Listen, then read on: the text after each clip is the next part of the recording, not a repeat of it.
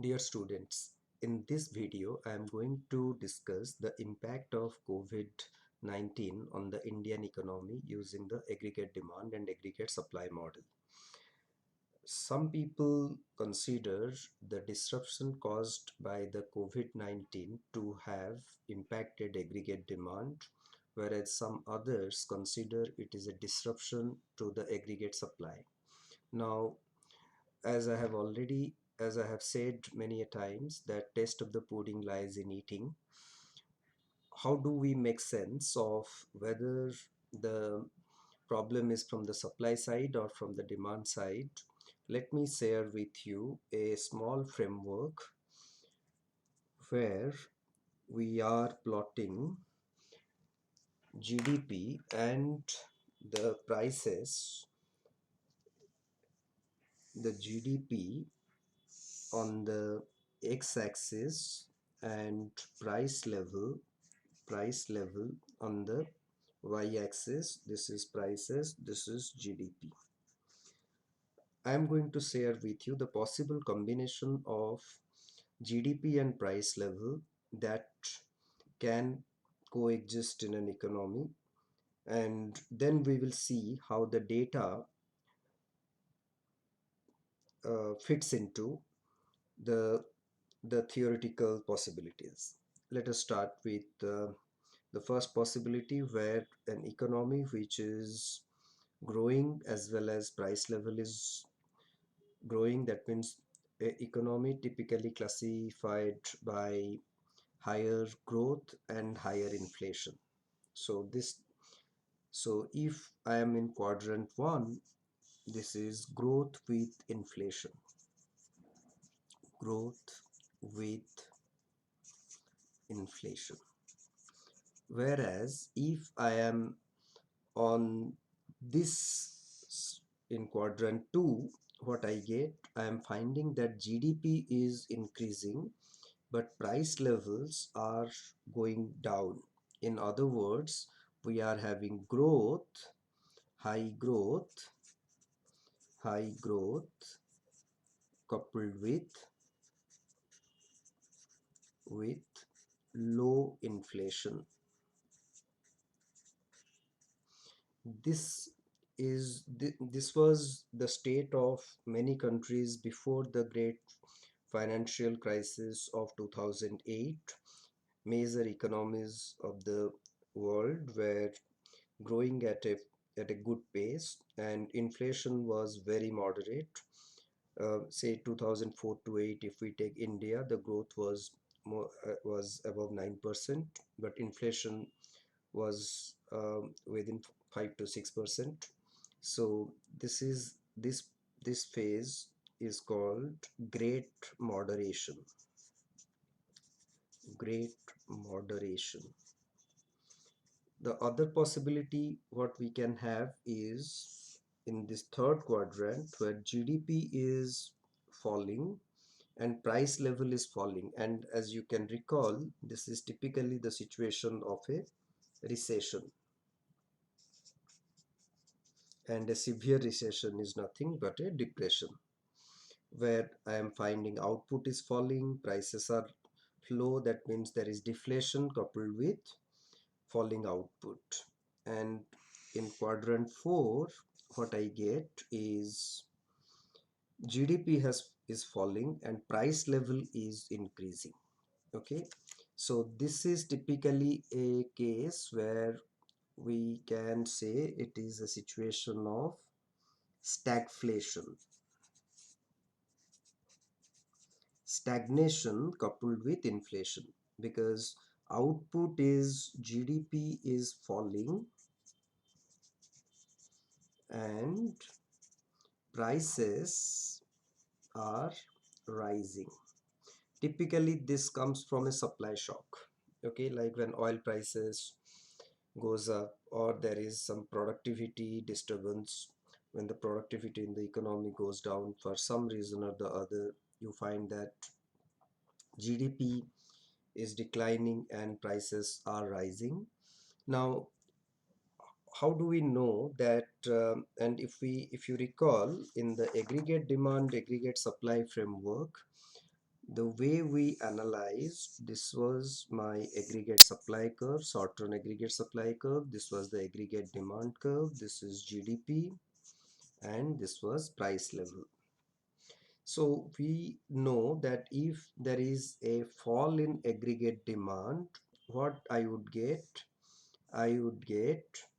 the GDP will fall and prices will also fall.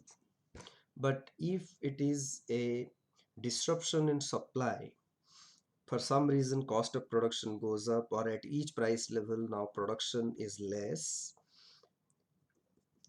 then I get my aggregate supply curve as AS1.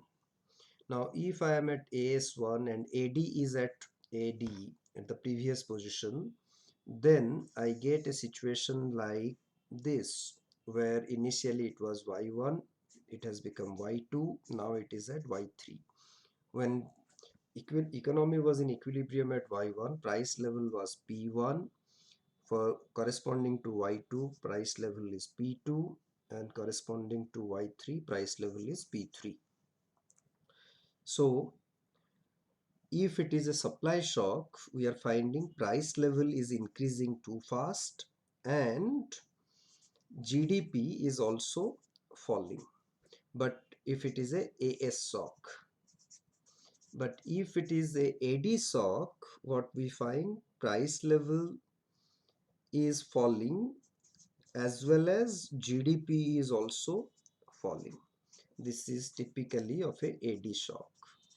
Now, different people classify that COVID-19 has impacted the purchasing power of people, because many people have lost jobs and income is, and many organizations are slashing the salaries, so, and people are not having the purchasing power to spend, so aggregate demand, which has C plus I plus G plus NX, so the C component will be adversely impacted. I will be also, investment sentiments are down, so not much of investment activity, so aggregate demand is down, some people level. But many others feel that it is an aggregate supply shock. Why? Because because factories are closed, production is not taking place naturally. You would find that less is produced at each price level, or in terms of aggregate supply curve, AS shifts to AS1. Now in reality both are happening, because firms are closed, production is not taking place, income is not getting generated, so that is if in fact impacting the purchasing power of people, so it is impacting the aggregate demand. But if you recall, we had said that we can analyze the impact of any event on the economy through the ADAS model. Then we have to classify whether that event is impacting aggregate demand or aggregate supply. So how do I distinguish that whether COVID-19 led disruption is impacting the aggregate demand side or the aggregate supply side? Now coming back to taste of the pudding lies in eating, we can we can better appreciate whether it is an aggregate demand shock or aggregate supply shock if we juxtapose the latest GDP data and the inflation data in the post-COVID phenomena. Okay, so recently the GDP numbers which has come, there has been a 24% quarter on quarter, means not quarter on quarter, quarterly GDP on a YOY basis has declined by 24%. That means production during April to June 2020 when compared to April to June 2019, we are finding production has dipped by 24%. And inflation, as we all know, RBI in the last policy meeting, they decided not to change, not to lower policy rates further, because inflation is coming out as a big problem. and inflation has breached the the upper tolerance level, because in the inflation targeting framework the range is 2 to 6%. Now because inflation has remained above 6% for quite a few months, RBI is not willing to reduce interest rates further down. So we are getting a situation where GDP has fallen and inflation has increased. Now you see which quadrant best fits the situation that we find on the ground. We find that GDP has fallen, that means on this side, and price level has gone up. So actually we are operating in quadrant 4, and this quadrant 4 is what we are finding, that it is a situation of stagflation. And generally a situation of stagflation occurs when you are finding that if it is a aggregate demand and aggregate supply situation, when the aggregate supply is shifting to the left, that means at each price level now less is produced, you are getting into a situation of higher prices. P1 goes to P2 and Y1 comes to Y2, goes down. So typically, so it is a situation of a shift in the aggregate supply curve to the left that is leading to a stagflationary situation.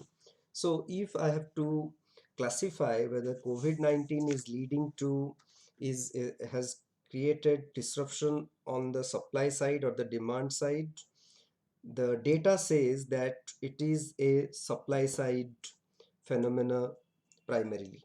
Of course, when there is a supply side problem, demand will be also impacted. But my objective of discussing this with you was to identify whether the COVID-19 impact, COVID-19 led impact is playing out more through the aggregate demand or aggregate supply. It is playing out more through the aggregate supply, given the data points that we have got on GDP and inflation. I hope, and please supplement this discussion with the reading that I have shared with you of Mankiew's. I found that is useful. Now, ideally, many things are happening. See, if aggregate supply has fallen from AS1 to AS2, AD has fallen also from AD1 to AD2. So where would you be? We would be in a much what?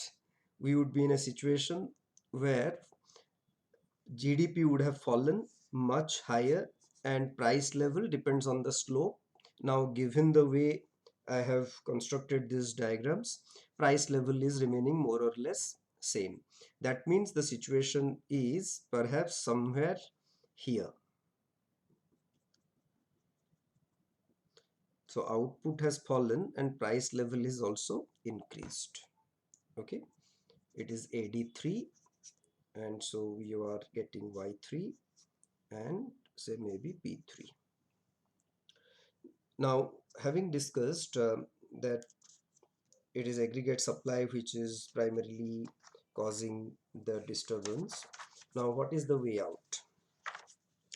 The way out, as we have said, could there be a self-correcting mechanism, or government should do something? Now, typically what we expect that government should, if government increases aggregate demand by through government spending, this curve will again go back to AD1, so that you will be again back to your original output level.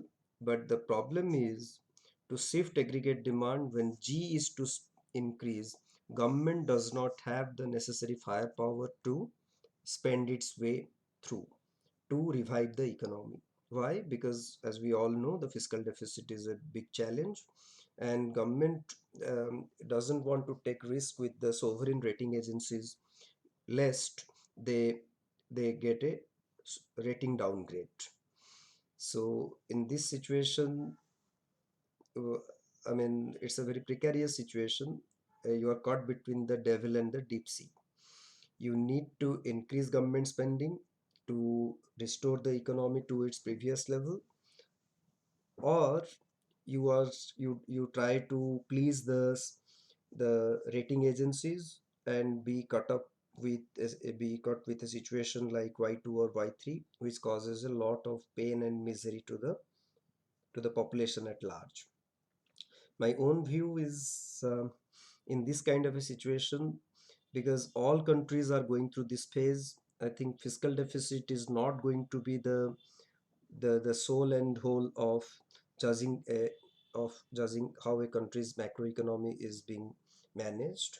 Some people talk about helicopter money. That means the central bank should monetize the deficit of the government. This, in simple term, means just spend your way without bothering about inflation. Let money come into the hands of people. But there is a catch there, because inflation is itself coming in a big way. So one has to be really careful as to how much of deficit can be monetized, so that it does not lead to higher inflationary expectations in the economy. Because once inflationary expectations get built up, it becomes very difficult to bring them down. I think I will stop here, and I wish you all the best. Thank you. And by the way, I'll be sharing this unedited, so please bear with me for the mix-ups and the breaks in this video. Thank you.